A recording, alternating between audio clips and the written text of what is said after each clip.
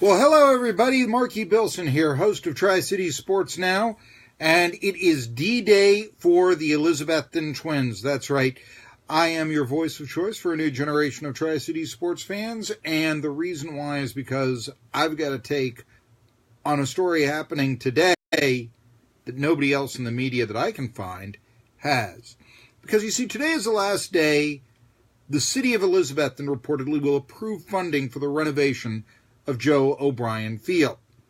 Current proposal they have provides $1 million of city money to the yard, primarily for locker room, umpire room upgrades. Now, the city has always proposed that the Minnesota Twins pay a third of the renovation cost for O'Brien Field in Elizabethton. But when an agreement was supposedly reached in September to keep the Twins in Elizabethton for beyond this season, let's just put it that way, there was no money in the reported agreement by the parent organization for ballpark renovation. So in September, the only thing that the Minnesota Twins said that they were paying for the ballpark renovation was bats, balls. I think the most expensive thing was they're going to put in a new whirlpool. You know, everything, hey, you build that new locker room, you build that new umpire's room.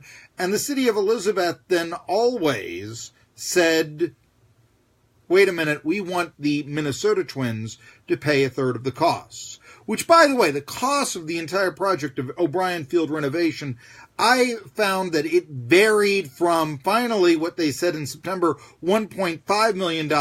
It was over $3 million at one point. They were saying that's how much it would take to fix up. I'd like to have something concrete. This is how kind of shady this whole thing has been. Anyway, as of this morning, 10 a.m. this morning, I talked to Elizabethton General Manager Mike Maines, and he tells me there has been no agreement made.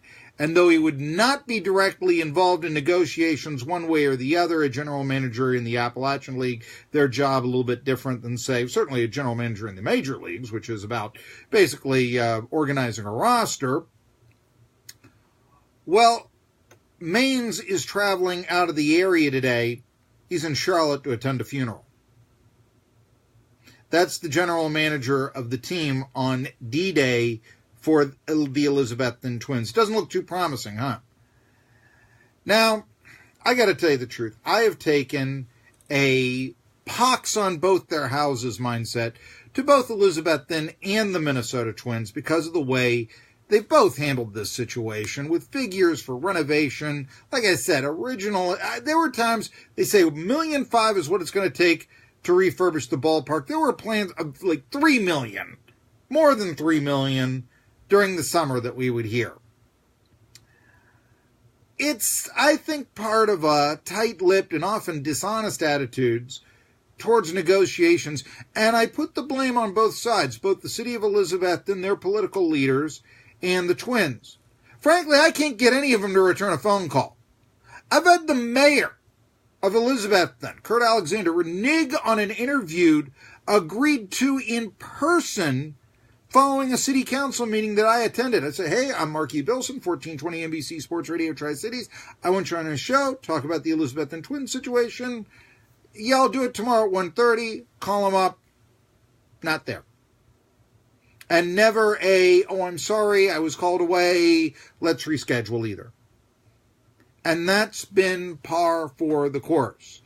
I remember being at O'Brien Field for the Appalachian League Championships, sitting in the press box next to Jerome Kitchens. He's the city manager of Elizabethton. He let it slip out that he didn't think the Minnesota Twins would pay any of the money to refurbish the ballpark. I got me a scoop now, don't I? So I follow up on it. I got the coldest shoulder from Kitchens, but what really bothered me, I mean, I can tell oh boy, I shot my mouth off, you know, all this sort of, although he really should be open with me because I'm a conduit to the public. But what he really bothered me was his answer that he gave me, which was, I don't do sports. He's at a baseball game. So much for the honesty of the city manager of Elizabethton, Tennessee. The only thing I can get from the Minnesota Twins front office is that I corralled Brad Steele. He's the minor league director. And I corralled him at O'Brien Field last summer. And he told me last summer that the Twins had no plans to leave the Appalachian League. But that was last summer. And that was after letters, phone calls, everything to the front office of the Twins. Nothing ever returned. In fact, I remember in 2016, in September, I actually called in and said, well, we've got the season is going on at this time, September 2016, Major League season. We'll get to you after the season. Never heard anything until I corralled their minor league director at the ballpark. And the only real news was no plans to leave the Appalachian League. Has that changed? You know, Boyd Sports, which just took over the operations of the Greenville Reds. They're also operating the Johnson City Cardinals these days. They were originally going to operate the Elizabethton Twins this year, but they pulled out. There is a one-year agreement in place for the Twins to play in Elizabethton for this season, but no longer. Now, I'm a big believer in having pro sports in one's community. Forgive me for going back to Pittsburgh, East Tennessee, but I know Art Rooney was always adamant. He used to be the owner of the Steelers years ago. Art Rooney Sr., you know, the chief and Hall of Fame owner. And he always said when a city loses its pro sports franchise, it really it loses something of intangible value. You know, consider if the Twins weren't in Elizabethton. Okay, that's not you don't get the marketing of, Elizabethton on the back of the baseball card for a Twin. You know, you don't get that.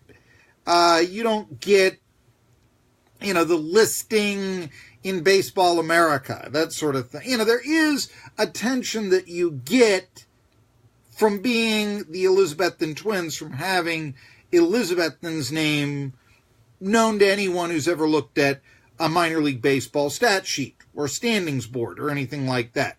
It's thousands and thousands of people.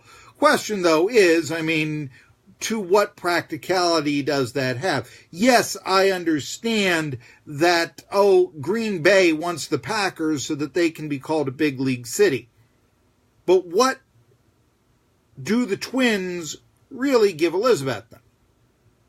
Question I'm asking right here. I think that the Twins, for far too long, and it's going to happen again without Boyd Sports on board, they've been run like a mom and pop organization, a business, mom and pop. They've never had any real marketing wing of the club. And frankly, I'm ready for the Twins to go. Look, Johnson City, it's 7 miles away. Howard Johnson Field, it's right off the road from Johnson City to Elizabethton, if you've ever been there. Lee Landers, Appalachian League president, he's talked about expanding the footprint of the league. In other words, the geographical area. And let's face it, having 5 teams located all in the Tri-Cities, that doesn't expand the geographic footprint. A lot of rumors that the AA Smokies in Sevierville, the Tennessee Smokies, are looking in future seasons to become the Knoxville Smokies again, build a ballpark down there, etc., etc. If you did that, that leaves a nice ballpark, a AA caliber ballpark in Sevierville vacant. Lots of speculation. Hey, how about an Appalachian League team right there? How about the Sevierville Twins? Just throwing it out there. Frankly, that ballpark is going to be better than any renovation that Joe O'Brien Field could realistically have. Now, I don't know. Maybe today's do-or-die date by the city of Elizabethton is a bluff to get communication going between two entities that really, I've found, do not like to communicate. And that's the whole thing. The city of Elizabethton, they're placing the blame on the Twins, saying, hey, we'd like you to pay $500,000 of this renovation that you want so badly, and we can't get you to return our phone calls. Okay. And so, maybe, who knows? The date is not concrete. Supposedly, Elizabethton pulls their offer off the table if they don't work something out with the Twins today. But let's just say it's not a hardline date. Let's say negotiations continue for the future of the Twins in 2019 and beyond. Can we realistically expect this chaos to end even if a plan is eventually worked out between team and town? Can we realistically expect that? I don't think we can. I'm Marky Billson, host of Tri-City Sports Now. I invite you to watch my archives on my video section of my own Facebook page. You'll hear rants and raves just like this. You'll also, and this is not a rant and a rave, this is actually legitimate commentary on a breaking news story here in the Tri-Cities. I also invite you to listen in on the radio, noon to 2, 1420 NBC Sports Radio Tri-Cities. Tomorrow, Stan Pamphilis, Asheville sportscaster and a legend from WLOS. I watched him when I was 11 years old living in Little River, North Carolina. That was a while back.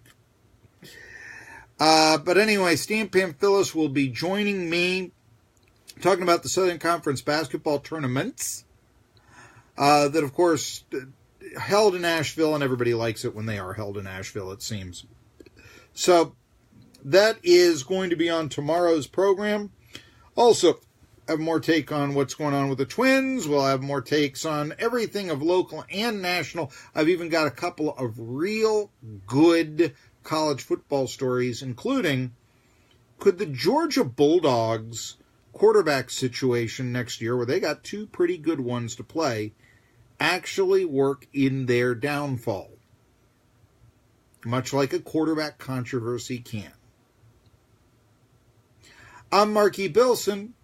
I hope to hear from you either in the comments section below or by listening to 1420 NBC Sports Radio Tri-Cities tomorrow. Thanks for watching.